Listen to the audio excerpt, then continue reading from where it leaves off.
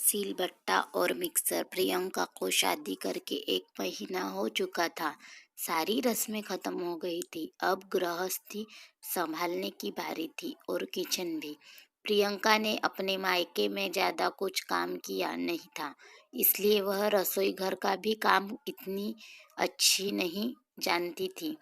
इस बात का उसकी सास को भी पता था, क्योंकि लड़की देखने के कार्यक्रम के समय प्रियंका के मायके वालों ने उनसे कुछ भी नहीं छुपाया और इस बात से उसके ससुराल वाले भी खुश थे कि कम से कम उन्होंने झूठ तो नहीं बोला।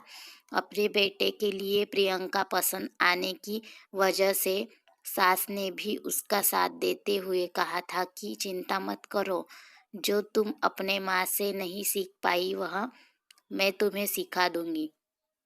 माँ ने अपनी उसी कही हुई बात पर अमल करना शुरू कर दिया। चाय, दाल और आमलेट बनाना तो वह पहले ही प्रियंका को सिखा चुकी थी। आज कोई मसालेदार सब्जी बनाना सिखा रही थी। सास ने प्रियंका को लाल मिर्च सिलबट्टे में पीसने को दी, क्योंकि वो खुद भी कई सालों से इसी तरह मसाले पीसा करती थी। प्रियंका ने जैसे ही सिलबट्टे में लाल मिर्च पीसना शुरू किया था, उसके हाथ जलने लगे थे और मुंह पर पसीना आने की वजह से जब उसने मुंह को छुआ तो उसका मुंह भी जलने लगा था। वो जलन की वजह से हल्का सा सीख रही थी। तब सबका ध्यान उसकी तरफ गया। सास ने पूछा, पहले कभी मिर्ची नहीं कूटी थी क्या? मिर्ची कूटते समय हमेशा दस्ताने पहन लेना चाहिए। नहीं मम्मी जी, माँ ने कभी मिर्ची पीसने ही नहीं दी थी। हाँ, कभी कभार धनिया और अदरक पीस लेती थी, लेकिन जब भी मिर्ची पीसने के लिए मैं मांगती तो माँ कहती कि तुम इससे दूर रहो, जलन होंगी। प्रियंका बोली। प्रियंका के हाथ अभी भी जल रहे थे, जो उसके चेहरे से साफ नजर आ रहा था। महेंद्रा अपनी बीवी की ऐसी हालत देख नहीं पा रहा था।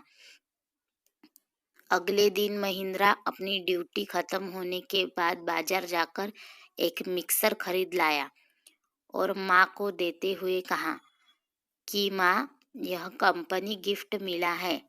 चलो, अच्छा ही हुआ। अब इस कारण अब तुम्हारा हाथ भी नहीं जलेगा।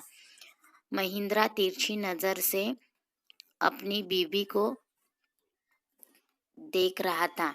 उसकी यह हरकत माँ ने भी देख ली। माँ बोली, अच्छा जी, अब समझ में आया। बीबी को एक बार हाथ में क्या जलन हो गई, नया मिक्सर आ गया और मैं इतने सालों से नहीं बताती थी तो क्या मेरे हाथ नहीं जलते थे? दोस्तों, अगर वीडियो अच्छा लगे तो प्लीज़ वीडियो को लाइक कीजिए। अरे भगवान, यह तो अच्छी बात है ना, मिक्सर नया घर में आया है तो सिर्फ तुम्हारी बहू थोड़ी इस्तेमाल करेंगी, इसका फायदा तो तुम्हें भी होगा ना। पिताजी ने बात को संभालने के लिए बीच में ही अपनी बीवी को चिढ़ाते हुए कहा, इसलिए कहता हूँ माँ, अपनी तकलीफें बताया करो।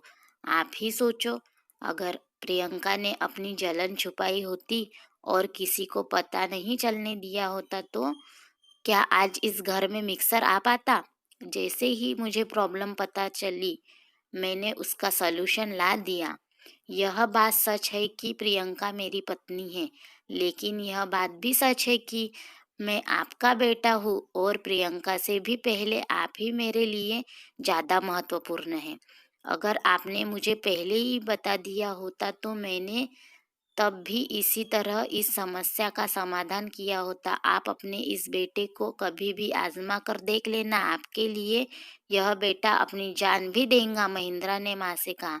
माँ अपने बेटे के मुंह से इतनी प्यारी प्यारी बातें सुनकर ही खुश हो गई और उसे गले से लगा लिया और बोली, जीते रहो मेरे बेटे। प्रियंका भी अपने पति का अपने पूरे परिवार और खुद के प्रति प्रेम देखकर भाग्यशाली समझने लगी और उसके चेहरे पर एक संतुष्टि की मुस्कान छा गई।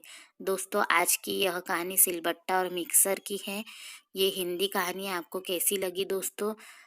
कमेंट्स में ज़रूर बताइए और सपोर्ट कीजिए, सब्सक्राइब भी कीजिए। चैनल पर नए हैं तो प्लीज़ बेल आइकन भी प्रेस कीजिए। थैंक